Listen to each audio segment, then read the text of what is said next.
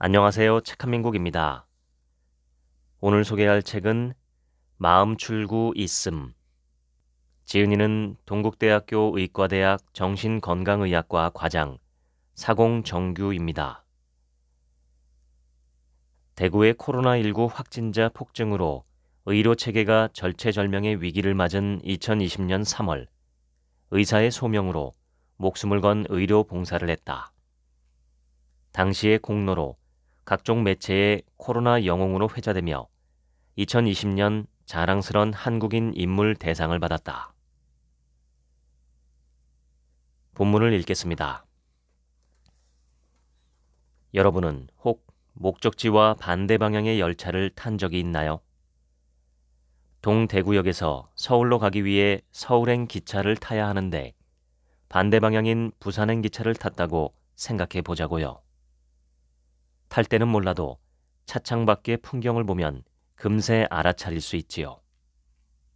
그럼 어떻게 할까요? 알아차린 순간 다음 역에서 내리면 됩니다. 그리고 목적지 방향으로 갈아타는 거지요. 인생도 이렇게 쉽고 간단하면 얼마나 좋을까요? 내 인생이 행복으로 가고 있는지 불행으로 가고 있는지 알아차리기는 쉽지 않습니다. 우리는 열심히 사는 법에는 익숙한데 반해 행복하게 사는 법은 배우지도 생각해보지도 못했으니까요. 그런데 다행인 것이 우리 마음은 감정을 통해 여러 가지 신호를 보내고 있습니다. 만약 지금 당신이 스스로든 타인으로부터든 비난, 경멸, 조롱 등으로 스트레스에 시달리거나 마음이 우울하고 불안하고 답답해 미칠 지경이라면 그건 분명 불행하다는 시그널이니 지금 당장 유턴해야 합니다. 행복의 문은 내 마음을 아는 만큼 열립니다. 여러분이 거리를 걷고 있는데 길 건너 버스 정류장에 서 있는 친구가 보입니다. 반가운 나머지 당신은 부끄러움을 무릅쓰고 큰 소리로 그의 이름을 불러요. 친구도 분명 이쪽을 본 것 같은데 당신에게 화답하지 않고 버스를 타고 가버립니다. 그러면 어떤 기분이 들까요? 이 상황을 정신의학적으로는 중립사건이라고 합니다. 그런데 인간은 중립적이거나 애매한 사건에 일단 부정적으로 반응하는 경향이 있어요. 이를 정신의학적으로 부정성 편향이라 합니다. 인간은 왜 부정성 편향을 가질까요? 원시시대 인류의 이야기로 거슬러 올라가 볼까요? 밀림에서 사람들이 즐겁게 놀고 있습니다. 그때 저 멀리 숲속에서 부스럭거리는 소리가 납니다. 한 부류는 맹수가 다가온다고 생각해 미리 피했고 또 한 부류는 대수롭지 않게 생각해 하던 놀이를 계속했지요. 두 부류 중 어떤 쪽이 생존할 가능성이 높을까요? 맹수라고 부정적으로 생각하고 미리 피했던 쪽이 더 생존할 가능성이 높을 것입니다. 부정적으로 생각하고 피신하는 것은 나름 합리적인 선택입니다. 우리는 이처럼 생존한 자들의 후예입니다. 중립적이거나 애매한 사건에 부정적으로 반응하는 경향은 원시시대처럼 직접적 위험에 많이 노출된 환경에서 생명을 지켜내고자 한 생존 본능에서 기인한 뇌의 방어 기제입니다. 부정성의 힘을 연구한 로이 바우마이스트는 부정적인 것 하나를 극복하려면 4가지 긍정적인 것이 필요하다는 긍정성 대 부정성 비율 4대 1을 주창한 바 있습니다. 한편 미국 워싱턴 대학교 심리학과 존 고트먼 교수는 10년 동안 700쌍의 부부를 대상으로 부부의 대화를 조사했는데 행복한 부부관계를 위해서는 부부간 대화에서 칭찬과 비난의 비율이 5대 1이 되어야 한다고 주장했지요. 만약 내가 내 주위 사람들에게 상처 주는 말이나 행동을 한 번 했다면 이를 만회하기 위해서는 최소 4~5번은 잘해줘야 합니다. 하지만 대인관계에서 이보다 더 좋은 것은 좋은 말, 좋은 행동을 해주는 것보다 상대방이 싫어하거나 상처 주는 말 또는 행동을 하지 않는 것입니다. 단 한 번의 부정적인 말과 행동이 상대에게는 치명적으로 다가가기 때문입니다. 좋은 행동을 많이 하는 것보다 상대방이 싫어하는 말이나 행동을 하지 않는 것이 좋은 관계에 훨씬 도움이 됩니다. 여러분은 혹시 아동기 감정 양식이라는 말을 들어보셨나요? 아동기 감정 양식은 우리 삶의 거의 모든 영역에 스며들어 일거수일투족을 지배하는 매우 강력한 양식입니다. 주로 0에서 6세의 초기 아동기 경험에 의해 형성되어 우리의 무의식 속에 또아리를 틀고 있지요. 아동기 감정 양식이 우리 삶에 미치는 영향과 중요성에 대해서는 정신분석의 제창자인 프로이트가 언급한 바 있습니다. 6세 이전의 초기 아동기 경험에서 입은 정신적인 상처가 성장 후에 각종 정신질환을 일으키는 불씨가 된다. 어릴 때의 경험 중에서도 가장 가까운 인간관계인 가족관계가 특히 중요합니다. 어릴 때 부모를 잃고 냉대 속에서 자란 사람, 부모의 끊임없는 불화를 겪고 자란 사람, 부모의 이별이나 사별 등으로 버림받았다는 감정을 가진 채 따뜻한 사랑을 받지 못했다고 느끼는 사람들은 후에 성격적 문제나 각종 불안과 우울, 심지어는 정신병을 일으킬 확률이 그렇지 않은 사람보다 높습니다. 철학자 조지 산타야나의 유명한 말이 있습니다. 역사의 교훈을 이해하지 않는 자는 그것을 되풀이해야 할 운명에 놓인다. 이 말은 개인에게도 그대로 적용됩니다. 아동기 감정 양식을 깨닫고 어린 시절의 경험이 주는 영향에 안주하지 않으려 노력한다면 현실을 현실 그대로 볼 수 있습니다. 이것이야말로 진정한 의미의 개인 역사 바로 세우기 작업입니다. 제 진료실을 찾는 분들 가운데 상당수는 과거에 경험한 트라우마에 힘들어하는 분들입니다. 정신의학에서 트라우마에 대한 관점은 지그문트 프로이트의 원인론과 알프레드 아들러의 목적론으로 나뉩니다. 프로이트의 원인론에 따르면 인간은 과거에 있었던 경험의 희생자로 과거 경험의 결과로 일어나는 현재는 통제가 불가능하다고 보는 관점입니다. 아들러의 목적론에 따르면 현재를 결정하는 것은 스스로의 목적에 합당한 지금 나 자신의 선택이라는 관점입니다. 예를 들면 어떤 사람이 사회에서 인간관계를 잘 맺지 못하는 이유를 어릴 때 대인관계에서 학대를 받았기 때문이라고 해석하는 것이 프로이트의 원인론입니다. 반면 지금 내가 다른 사람과 관계를 맺고 싶은 마음이 없으므로 어릴 때 학대를 받은 트라우마를 꺼내는 것이라고 해석하는 것이 아들러의 목적론입니다. 트라우마는 잊혀지는 게 아닙니다. 따라서 트라우마를 어떻게 볼 것인지에 대한 관점이 중요합니다. 이제 독자 여러분에게 질문해 볼게요. 지금까지는 그렇게 사셨지만 앞으로는 어떻게 살고 싶은가요? 6살의 나와 어른이 된 지금의 나는 결코 같은 사람이 아닙니다. 6살 아이는 스스로 트라우마의 덫을 빠져나올 힘이 없지만 이제는 그 덫을 끊어낼 수 있는 힘을 가진 어른이 되었기 때문이죠. 마음의 상처가 될 만한 경험은 이미 일어났지만 그 상처에 머물지 털고 나아갈지는 어른이 된 내가 스스로 선택하는 것입니다. 사람은 바뀌지 않는다는 말을 흔히 하지만 바뀌지 않는 것이 아니라 바뀌겠다는 결심을 하지 않는 것입니다. 인지심리학자 장 피아제에 의하면 인간이 외부의 지식을 습득하여 적응하는 사고방식에는 동화와 조절 두 가지가 있습니다. 동화란 이미 확립된 도식, 즉 자기 사고의 틀을 통해서만 세계 또는 새로운 경험을 받아들이는 주관적 과정입니다. 동화에만 의존하는 사람은 자신의 생각과 다른 사람의 생각이 다르다고 생각하기보다 자신의 생각이 옳고 다른 사람의 생각은 틀리다고 생각합니다. 자신의 생각은 어디까지나 하나의 의견일 뿐이지 정답이 아닐 수 있다는 것을 받아들이기 어려워합니다. 이로 인해 다른 사람과의 의사소통이 원활하지 못하게 됩니다. 개인의 발전에 도움이 되진 않죠.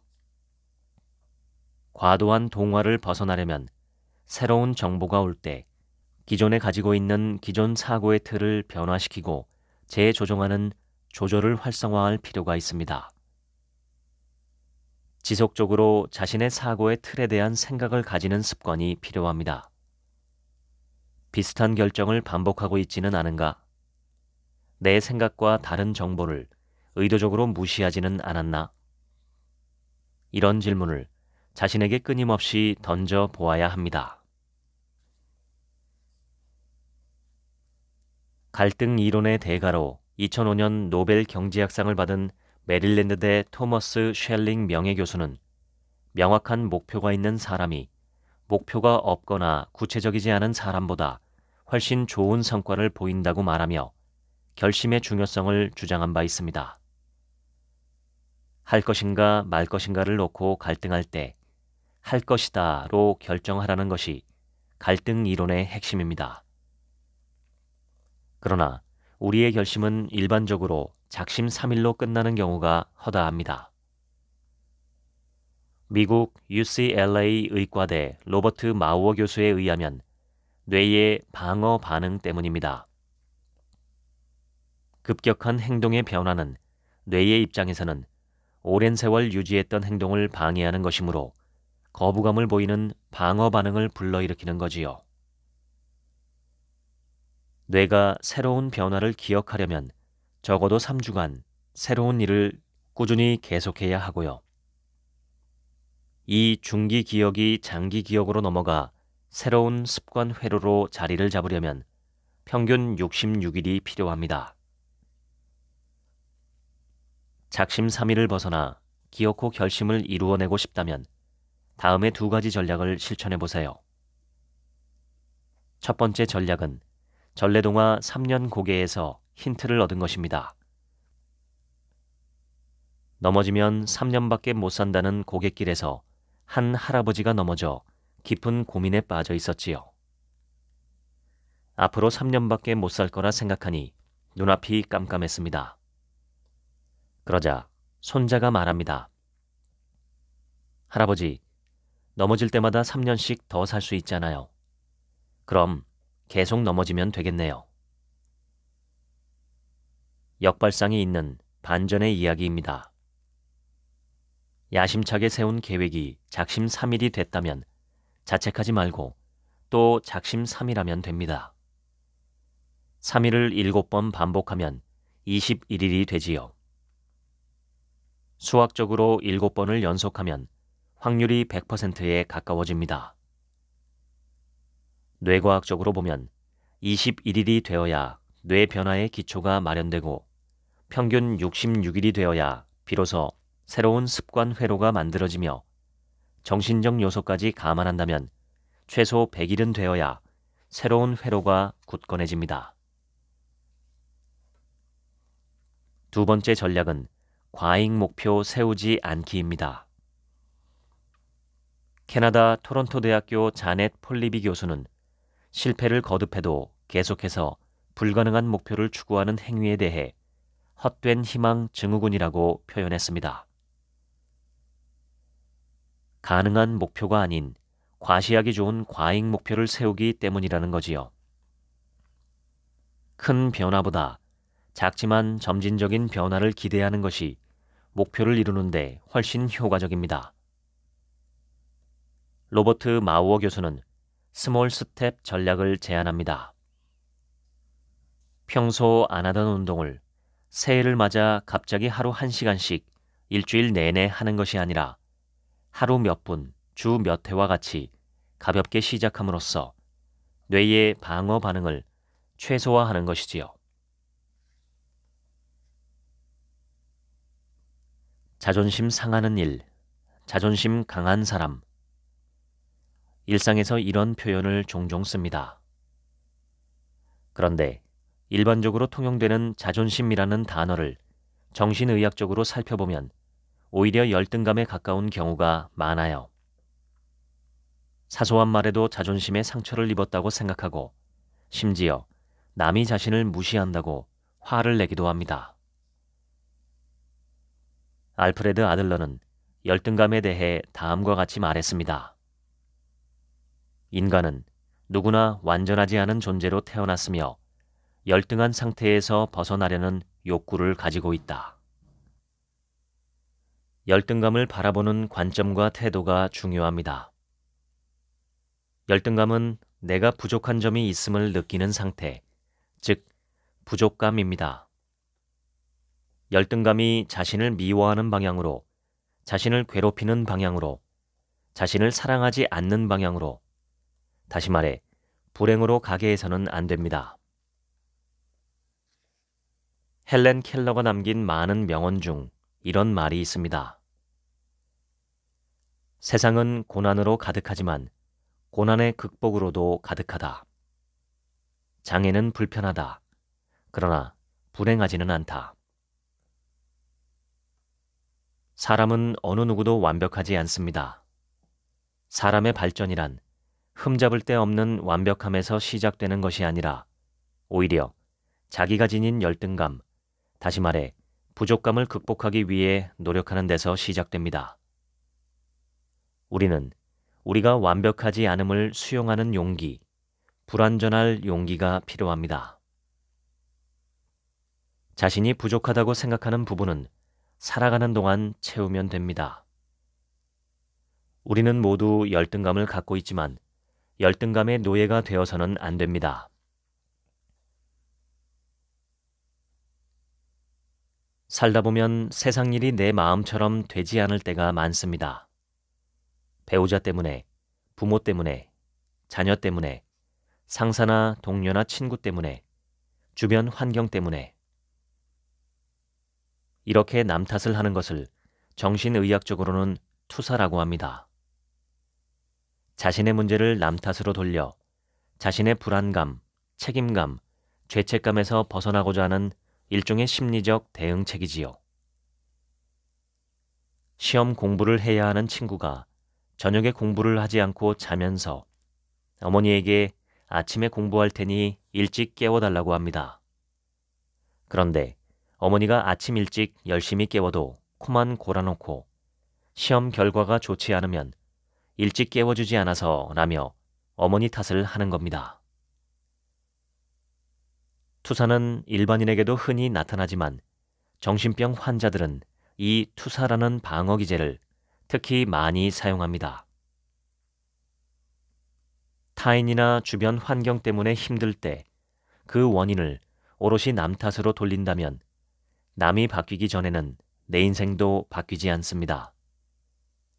내 인생에서 내가 할 수 있는 것이 없다는 말입니다.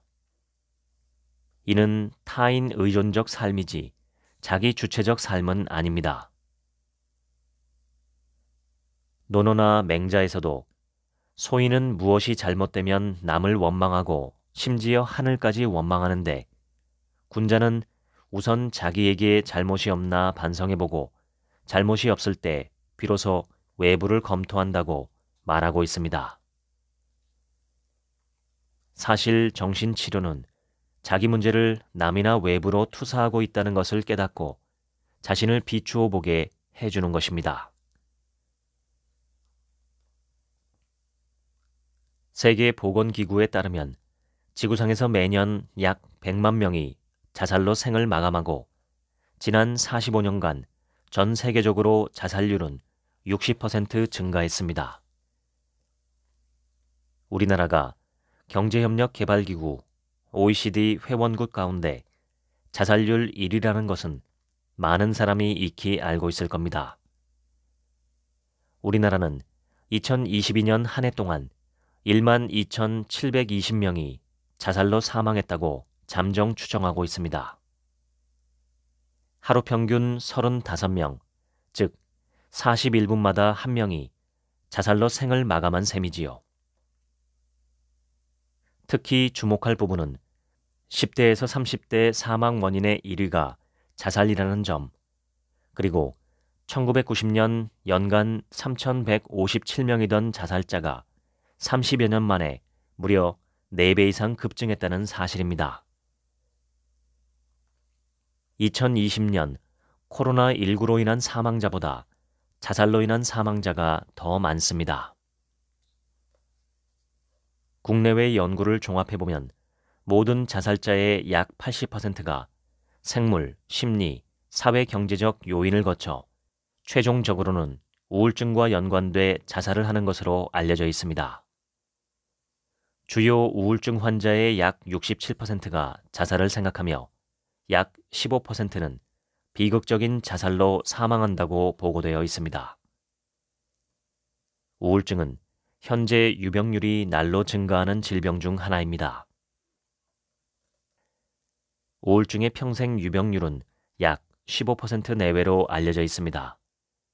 이 비율을 적용하면 우리나라 국민의 약 750만 명 정도가 평생에 한 번 이상 우울증에 걸린다는 의미입니다. 매우 흔한 병이죠. 지금 이 순간에도 20명 중 1명이 의학적 치료가 필요한 우울증을 겪고 있습니다.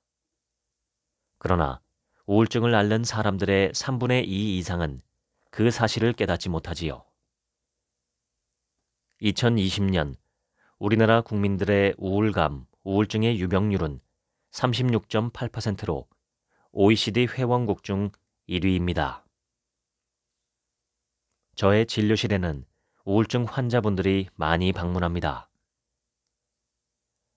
자살을 생각하는 우울증 환자분들에게 조심스레 물어봅니다. 자살에 대한 생각을 묻고 죽으려고 하는 이유를 옳고 그름으로 판단하지 않고 경청합니다. 섣부른 충고나 해결책을 제시하지도 않습니다.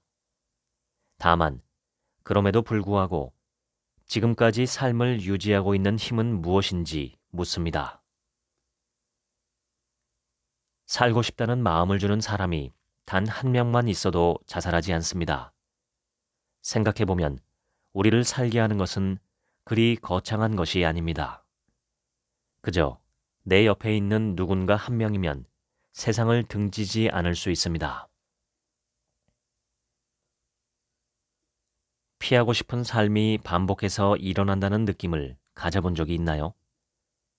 일례로 아버지가 알코올 중독자였고 알코올 중독자인 남편을 만나 이혼을 한 여자는 재혼을 하더라도 알코올 중독자를 만나게 될 가능성이 매우 높습니다.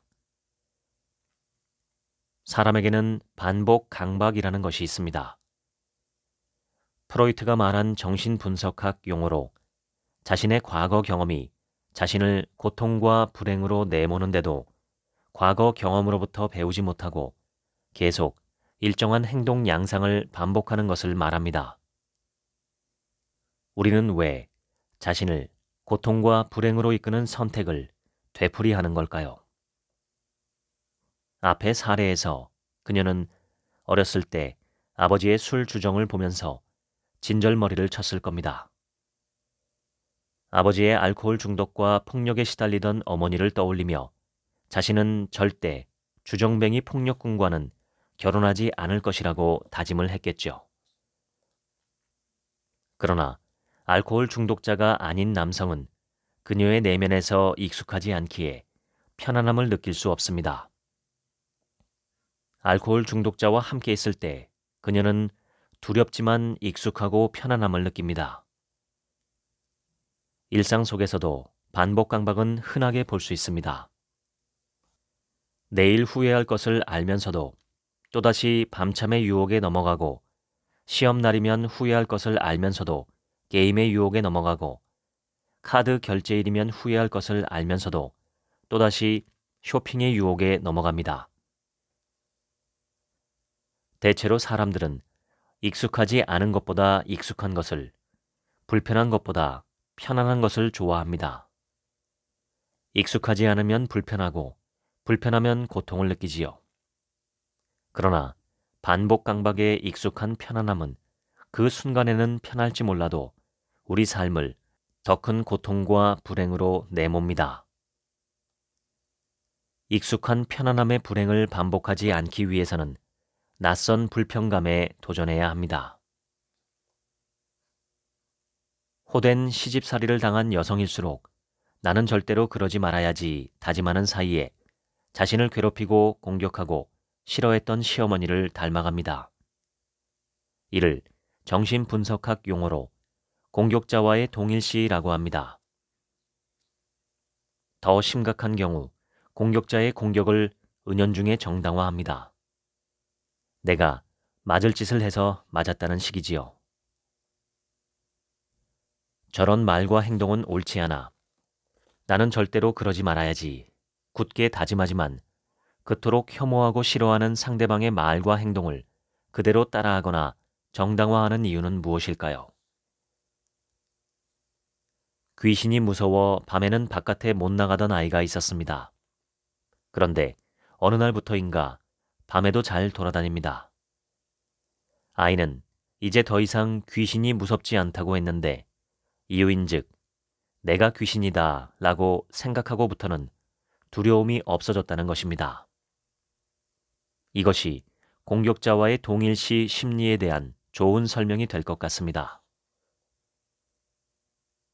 어떤 대상으로부터 공포를 느끼는 것은 그 사람과 내가 다르기 때문입니다. 이럴 때는 내가 그 사람과 똑같아지는 수밖에 없습니다. 두려움의 대상과 내가 동일해지면 거부감도 공포심도 없어지는 거지요. 이러한 과정은 무의식적으로 일어나기 때문에 당사자도 모르는 사이에 닮아가게 됩니다. 우리는 살면서 어떤 형태로든 공격자와의 동일시를 경험할 수 있습니다. 이때 자기가 싫어하는 사람과 닮느냐 아니냐는 자기 자신만이 선택할 수 있습니다. 나를 마주보고 이렇게 말해보세요. 이제 나는 어른이다. 나는 이 상황을 통제할 수 있다. 사촌이 땅을 사면 배가 아프다. 사실 이는 정신신체의학적으로 아주 타당한 표현입니다. 스트레스를 받거나 질투심과 같은 부정적 감정이 원인이 되어 나타나는 신체적 증상을 심신증이라고 합니다. 질투를 하면 활성화되는 뇌 부위가 배측, 전방, 대상 피질인데 이 심적 고통을 느끼는 뇌 부위와 신체적 고통을 느끼는 뇌 부위가 거의 같습니다. 뇌는 신체적 고통을 느낄 때와 심리적 고통을 느낄 때를 크게 구분하지 않는다는 것이지요. 우리나라 사람들은 특히 위장관계에 심신 증상이 많은 편입니다. 위와 장이 부정적 감정이나 스트레스에 특히 민감하기 때문이죠. 스트레스를 받거나 기분이 나쁘면 위와 장이 굳어져 소화가 안 되고 심하면 아프게 됩니다.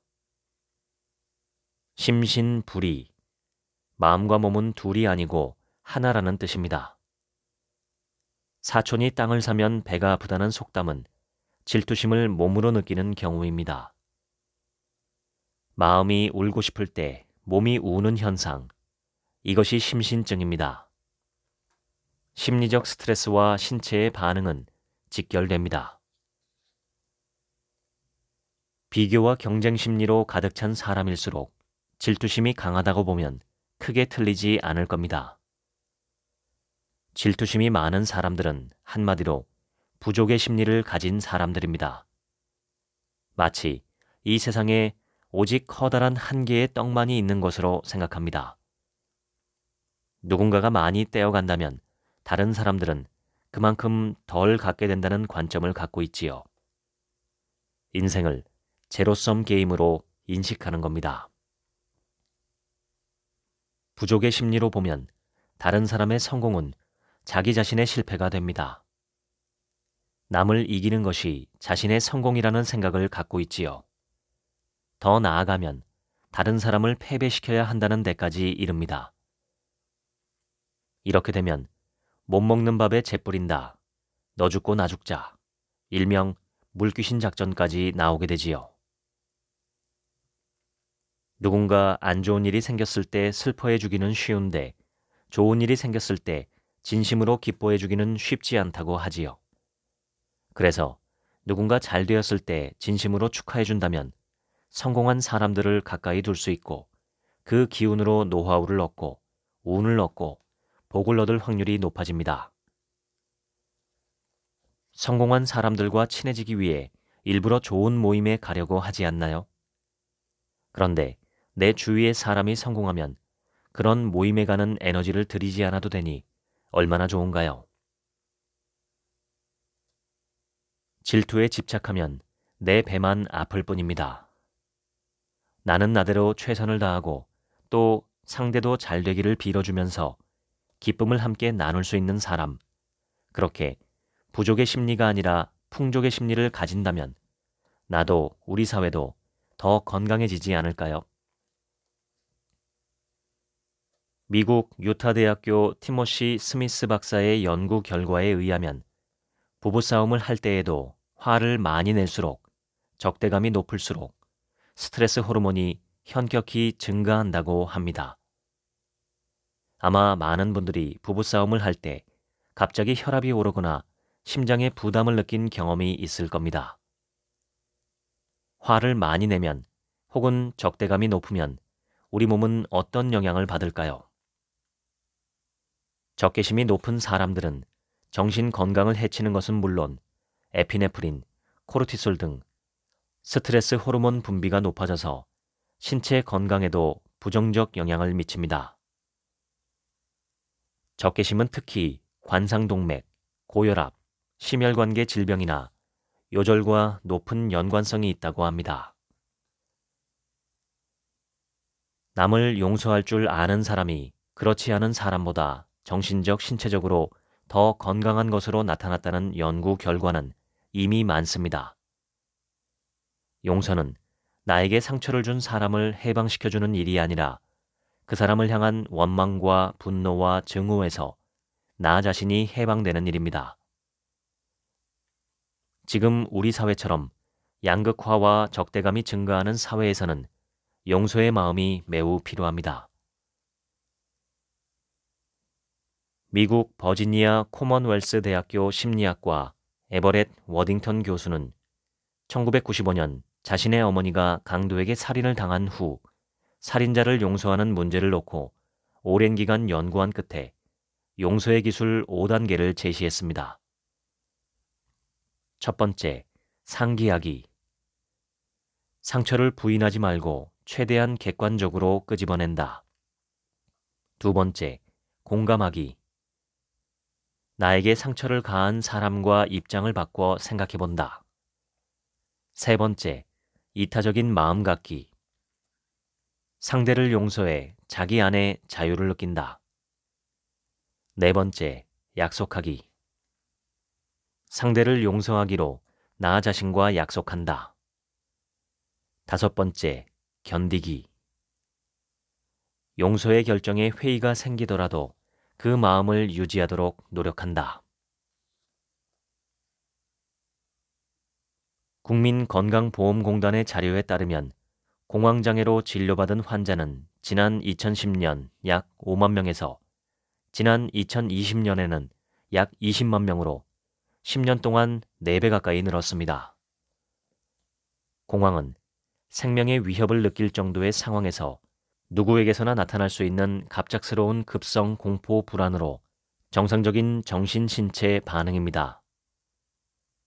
밤에 혼자 외진 길을 가다가 호랑이가 바로 앞에 나타났다고 상상해 봅시다. 온몸이 떨리는 등의 반응을 보이며 내가 죽을 수 있겠구나 하는 엄청난 공포감을 경험하게 될 것입니다. 공황은 정상적인 반응이지만 공황 발작은 생명의 위협을 느낄 정도의 상황이 아님에도 불구하고 나타난 갑작스러운 급성 공포 불안으로 비정상적인 정신 신체 반응을 말합니다. 호랑이가 없는데도 불구하고 호랑이가 있는 것과 같은 공황을 느끼는 비정상적인 반응이지요. 우리는 상황이 우리를 힘들게 한다고 생각하기 쉽지만 상황에 대한 잘못된 생각이 우리를 힘들게 하는 경우가 더 많다는 사실을 알아야 합니다. 우리는 자신의 생각을 인식할 수 있다고 생각합니다. 그러나 우리가 인식을 못할 만큼 자동으로 빠르게 반응해 생각을 유심히 바라보지 않으면 알기 어려운 경우가 더 많습니다. 이러한 생각을 자동적 사고라 합니다. 대부분의 자동적 사고는 매우 빨라서 우리가 인식하기 어려운데 많은 경우 자동적 사고는 부정적으로 왜곡되어 있습니다. 공황장애에서 왜곡된 자동적 사고의 대표적인 예는 파국적 해석 오류입니다. 예를 들어 공황발작의 신체 증상을 죽을 것 같다고 잘못 생각한다면 오히려 교감신경계가 더 흥분해 더 불안해질 것입니다. 또한 공황발작이 오면 자신이 아무 대처도 할 수 없을 것 같다고 잘못 생각한다면 공황장애는 더 악화되겠지요. 우리를 고통스럽게 하는 것은 상황 자체가 아니라 그 상황을 해석하는 방식이듯 공황장애도 공황발작이라는 증상 자체의 문제보다 그 증상을 바라보는 생각과 행동이 더 중요합니다. 제가 임상연구원으로 있었던 하버드 의과대학 매사추세츠 종합병원의 정신건강의학과 의사 조지 월튼에 의하면 절대로 발생하지 않을 일에 대한 걱정이 40%, 이미 일어난 일에 대한 걱정이 30%, 별로 신경 쓸 일이 없는 사소한 일에 대한 걱정이 22%, 우리가 도저히 바꿀 수 없는 일에 대한 걱정이 4%, 우리가 바꿀 수 있는 일에 대한 걱정이 4%라고 합니다. 걱정의 대부분이 해봤자 의미 없는 것이라는 얘기겠죠. 인생을 80년이라고 가정했을 때 일하는 시간 26년, 잠자는 시간 22년, 걱정하는 데 쓰는 시간은 10년, 먹고 마시는 시간은 6년이라고 합니다. 먹고 마시는 시간보다 걱정하는 데 쓰는 시간이 더 많다니 놀랍지 않나요? 걱정이 많아 진료실을 찾은 환자분들에게 저는 이렇게 묻곤 합니다. 걱정을 하면 상황을 바꿀 수 있나요? 유난히 걱정이 많은 분들의 특징을 살펴보면 현실적 고통보다 부정적 상상 속의 고통 때문에 더 많은 고통을 받습니다. 현실적으로 일어나지 않거나 일어날 확률이 적은 일임에도 불구하고 미리 걱정을 많이 합니다. 또 어떤 문제가 생겼을 때 차분하게 해결점을 찾기보다는 바로 부정적인 사고를 하게 되는 경향이 높습니다. 어려운 일이 닥치면 이제 완전히 망했다. 이거 큰일 났구나 라고 생각하게 됩니다. 여기서 잠깐, 실제 죽을 수 있다는 상상만으로도 죽을 수 있을까요? 19세기 유럽에서 무하메드라는 사형수에 대한 광기의 인체 실험이 있었습니다.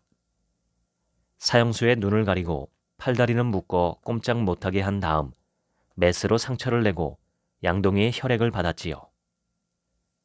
사형수는 암흑 속에서 양동이에 핏방울이 떨어지는 소리만 들을 수 있었습니다. 사형수의 얼굴은 점점 창백해지고 혈압은 계속 떨어지더니 결국 그대로 죽고 말았습니다. 그런데 실은 똑똑 떨어진 것이 피가 아니었습니다. 날카롭지 않은 칼로 다치지 않을 정도로 피부를 살짝 그은 다음 그 위에 미리 준비된 체온과 비슷한 섭씨 36도 정도의 미지근한 물을 부어 피가 흐르는 것처럼 착각하게 만든 것이지요. 밑에는 물통을 놓아두어 물방울이 떨어지도록 하고 단순히 물방울이 떨어지는 소리만 들려줬을 뿐입니다. 그러나 사형수는 자기 몸에서 피가 빠져나가고 있으니 곧 죽겠다는 의식만으로 죽음에 이른 것입니다. 죽을 수 있다는 상상만으로도 죽음을 부른 사례입니다. 요즘이라면 이런 실험은 절대 할 수 없는 일입니다. 1987년 하버드 대학교 심리학과 교수인 데니얼 웨그너 교수는 실험을 통해 걱정하지 않을 거야, 걱정은 쓸데없는 거야 라고 생각할수록 걱정들이 더 많이 머릿속에 떠오르기 쉽다는 사실을 확인했습니다. 오히려 나는 지금 이런 걱정을 하고 있구나 라는 것을 알아차리고 수용하는 것이 훨씬 나은 거죠.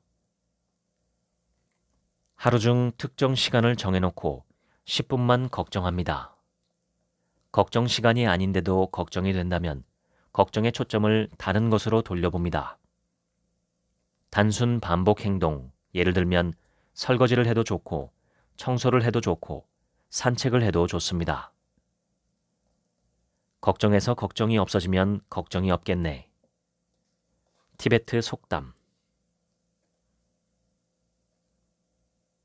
살다 보면 마음의 평정을 깨뜨리는 내적, 외적 사건들이 자주 발생하지요. 특히 사회적, 도덕적으로 용납되지 못하는 마음의 갈등이 있을 때 이는 하나의 위험으로 인식되고 불안을 느끼게 됩니다.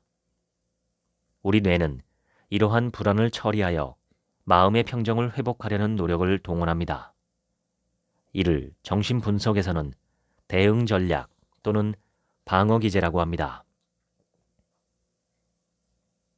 자신이 바라는 일이나 이루지 못한 일 또는 부정적인 결과를 초래한 일에 대해 논리적으로 그럴듯한 설명이나 이유를 대어 긍정적으로 포장하려고 하는 행동으로 감정적 상처를 회피하고 자존심을 보호하려는 방어 기제를 정신분석에서는 합리화라고 합니다.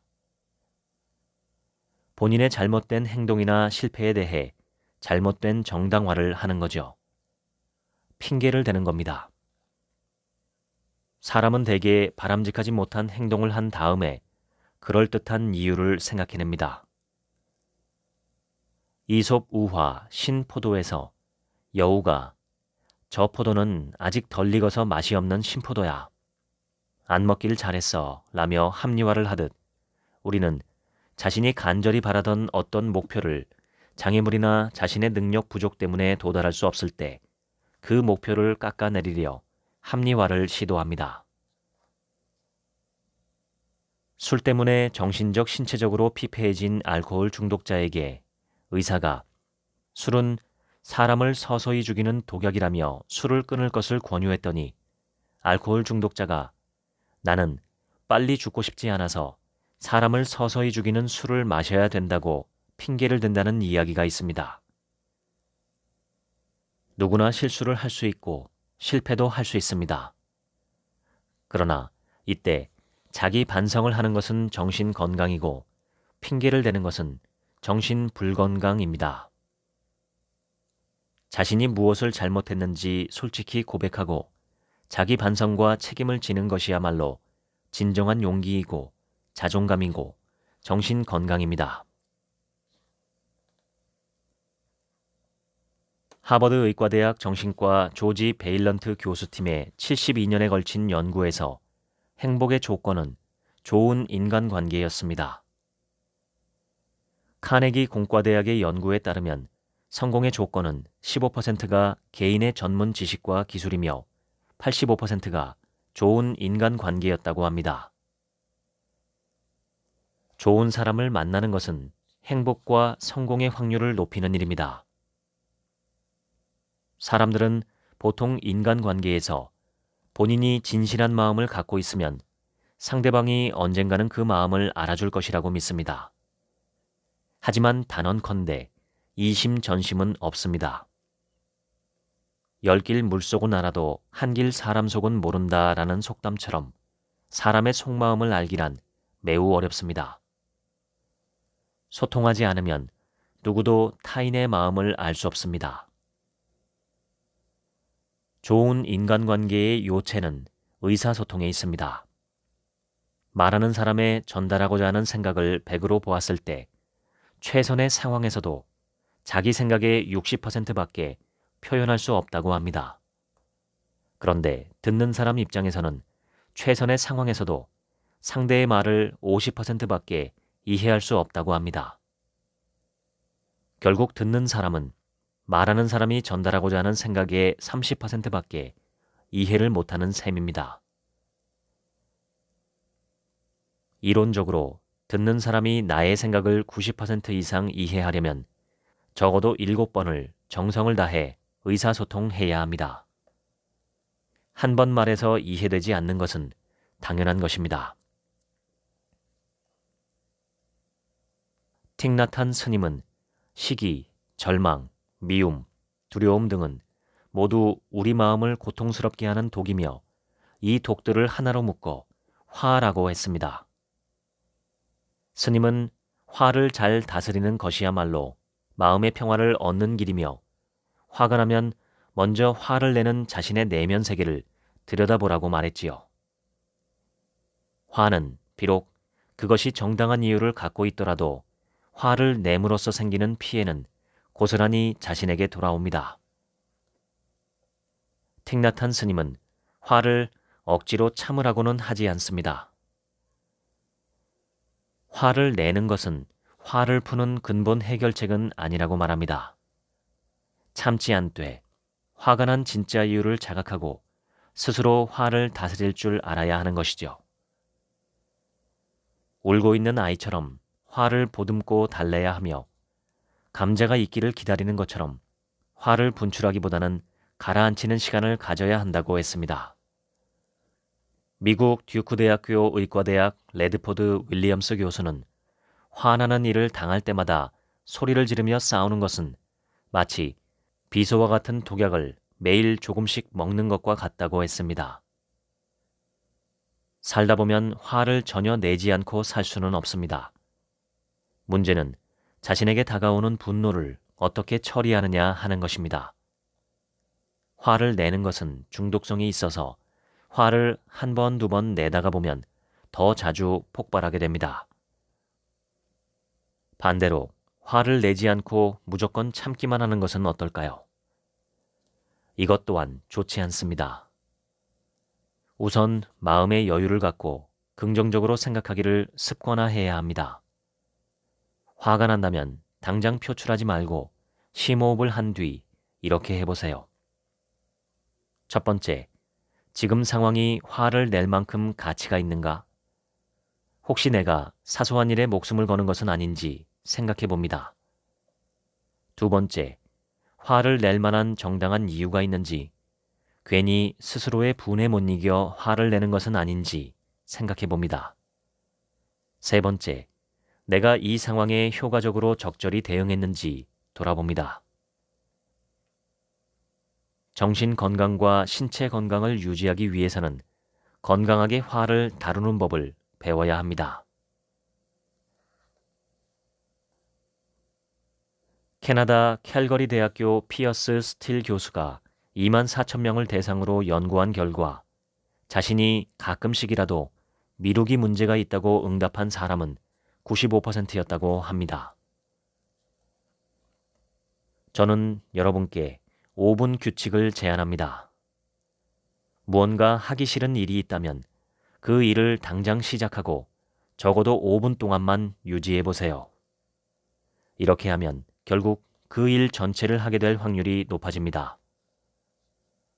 간단해 보이는 5분 규칙이 의외로 효과적이라는 근거를 러시아의 심리학자 자이가르닉이 제시한 자이가르닉 효과로 설명해 드리겠습니다.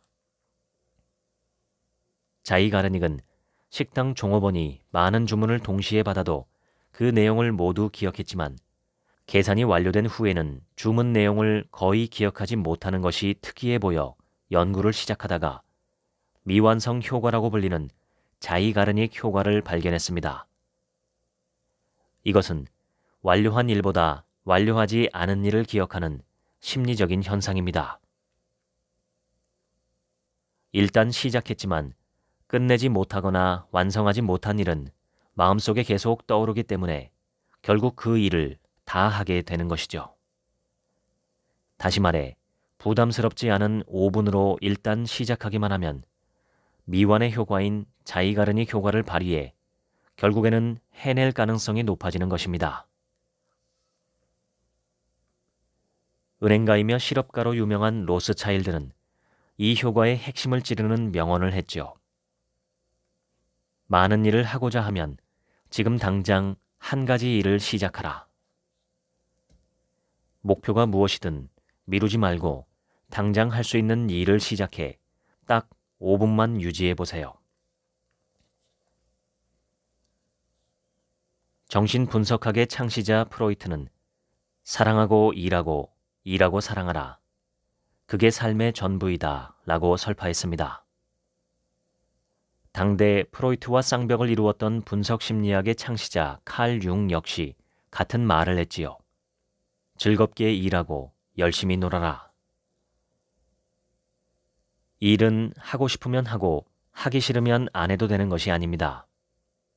일은 우리 삶이기 때문입니다. 죽을 때까지 사랑하고 일해야 합니다. 사랑은 인간의 본능 중 성욕이 승화된 형태이고 일은 또 다른 본능인 공격성이 승화된 것입니다. 캐나다 토론토 대학교 마이클 인즐리트 교수는 직장에서 일을 하고 노력하여 힘든 일을 완수하는 것이 사람에게 만족과 자부심을 주며 삶에서 얻어내는 행복의 근원이라고 말했습니다. 시카고 대학교 크리스토퍼 시 교수의 연구에 따르면 일은 쉼을 더 행복하게 만들어주는 요소입니다. 2018년 4월 아마존 CEO 제프 베이조스는 일과 삶의 균형을 찾으려고 하는 워라밸을 하지 말라고 합니다.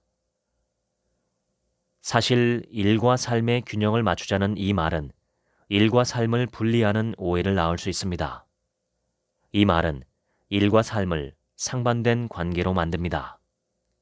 일은 부정적인 의미이고 삶은 긍정적인 의미가 되는 거죠. 그러나 일과 삶은 상반된 관계가 아닙니다. 일과 삶의 분리가 아닌 일과 삶이 서로 어우러지는 일과 삶이 잘 혼합되는 워라밸, 즉 Work-Life Blending이어야 합니다. 워라밸에서는 일도 삶도 긍정적일 수 있습니다. 미국의 한 주부가 주말마다 사냥, 낚시, 골프에 빠져 자신과 가족들을 돌보지 않는 남편에게 불만을 품었다고 합니다. 참다 못한 그녀는 남편을 팔겠다는 광고를 냈지요. 남편을 염가로 양도함, 사냥 도구와 개 한 마리, 골프채는 덤으로 드림. 사람들로부터 여러 통의 전화가 왔습니다. 그런데 남편을 구입하겠다는 사람은 없었고 대부분 낚시 도구와 개 한 마리, 골프채만 줄 수 없느냐고 문의했다고 합니다. 그러나 어느 미망인은 남편이 살아있다는 것을 감사하게 생각하라고 충고했고 어느 주부는 남편이 바람을 피우지 않는 것을 감사하게 생각하라고 충고했다 합니다. 마음에 감사하는 마음이 없다면 매사에 불평과 불만이 생기게 됩니다.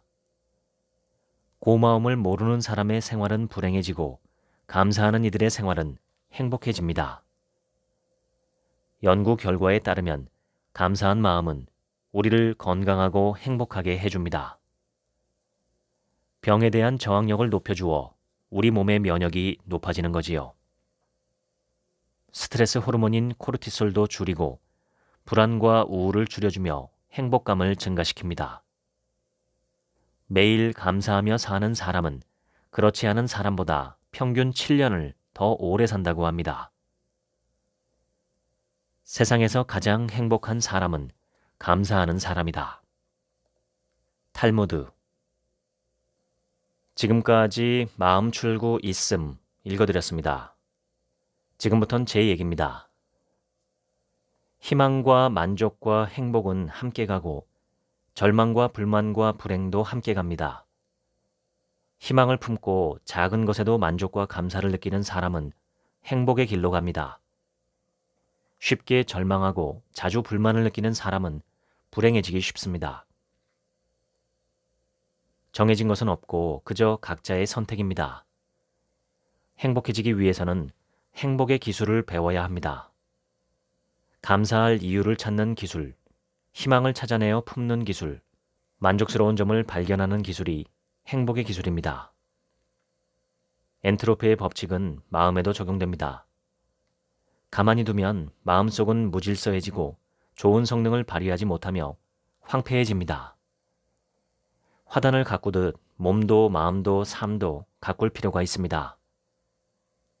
태도가 전부라는 말이 있는데 태도의 중요성을 강조하기 위해서 다소 과장된 감은 있지만 실제로 태도가 우리 삶에 미치는 영향은 어마어마합니다. 태도는 우리가 선택하는 관점입니다. 똑같은 현상을 보면서도 우리는 다르게 봅니다. 각자가 들이대는 관점, 시각이 다르기 때문이죠. 좋은 관점, 좋은 시각, 바람직한 태도를 선택하는 훈련은 삶에 꼭 필요합니다.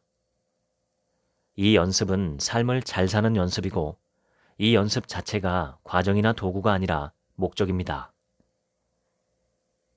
삶에 잘 사는 연습에 꼭 필요한 도구 7개를 생각해 보았습니다. 첫 번째는 멈춤입니다. 어떤 사건이나 상황 앞에서, 어떤 현상 앞에서 과거의 나 자신으로 자동 반응하는 것이 아니라 일단 멈추는 것입니다. 1분을 멈추면 좋지만 그것이 어렵다면 10초 혹은 1초만 멈춰도 큰 도움이 됩니다. 이것을 다른 말로는 여유라고 할 수 있습니다. 조급해하지 않고 넉넉한 마음, 여유로운 마음으로 사려 깊게 반응하는 것을 선택하는 태도입니다. 처음에는 쉽지 않습니다. 그러나 포기하지 않고 계속 연습하면 아주 짧은 순간에도 즉각적인 반응 대신에 더 사려 깊은 반응을 할 수 있게 됩니다. 조급해지면 조급해질수록 삶의 속도는 점점 더 빨라지고 우리의 호흡도 가빠집니다.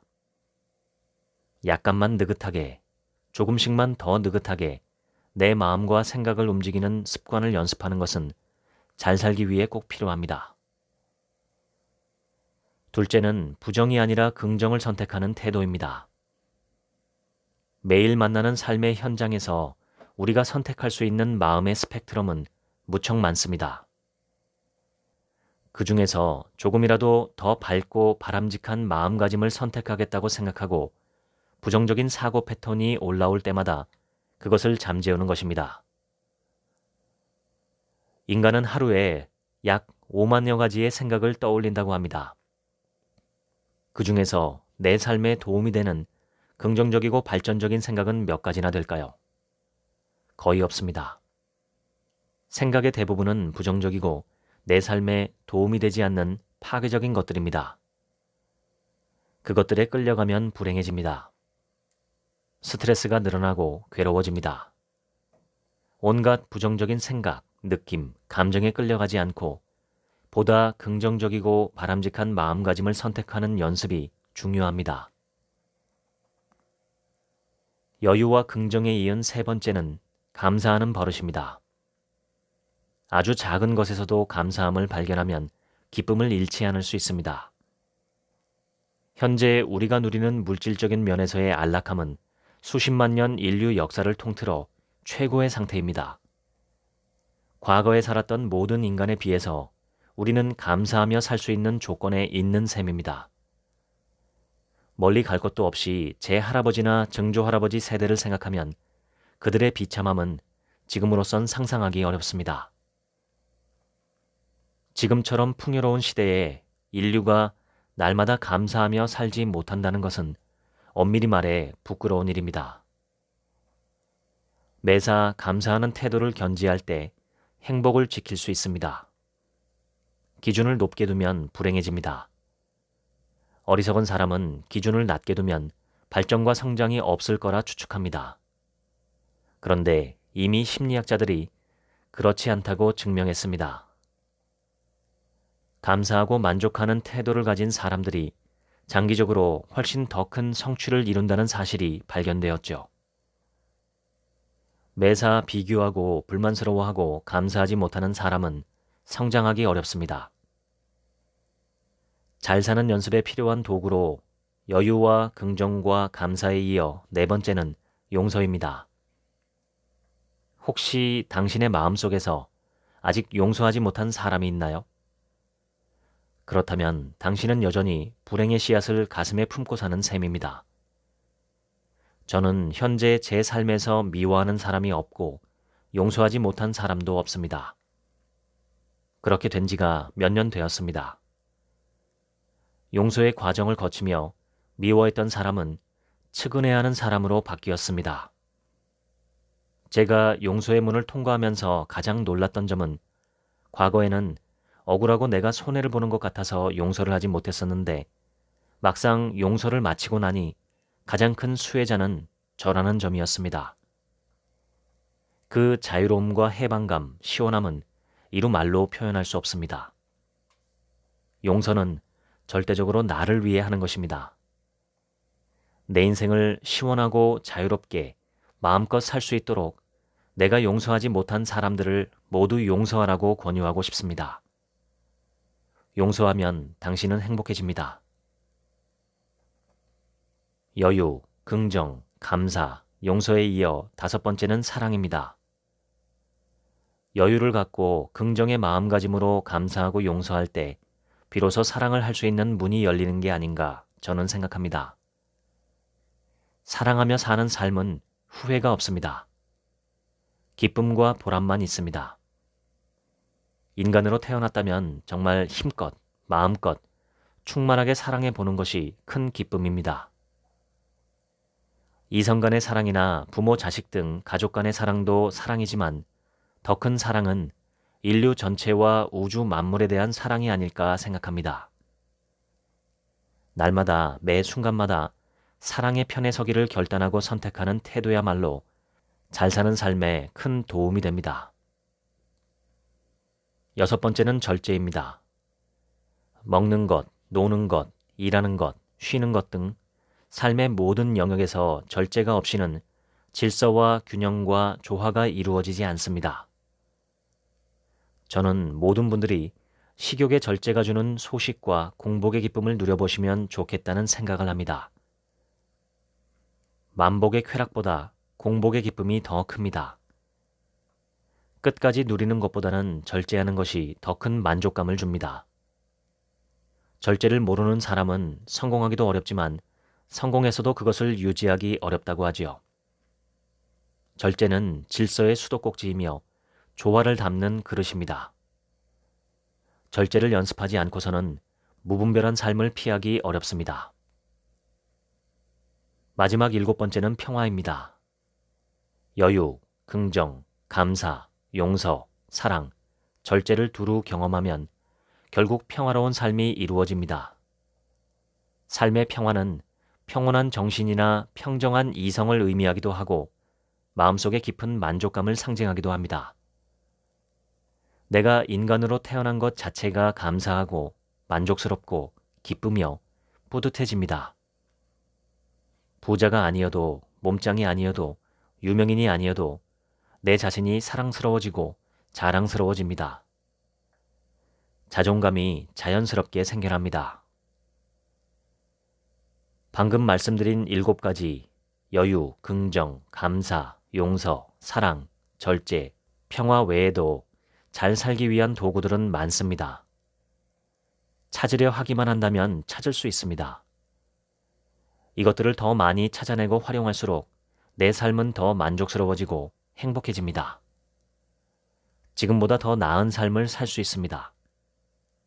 행복과 더 나은 삶은 우리의 선택이며 다른 무엇도 아닌 우리 손에 달려있다는 사실을 더 많은 분들이 깨닫고 누리게 되시기를 기원합니다. 지금까지 책 한 민국의 하루치 생각이었습니다.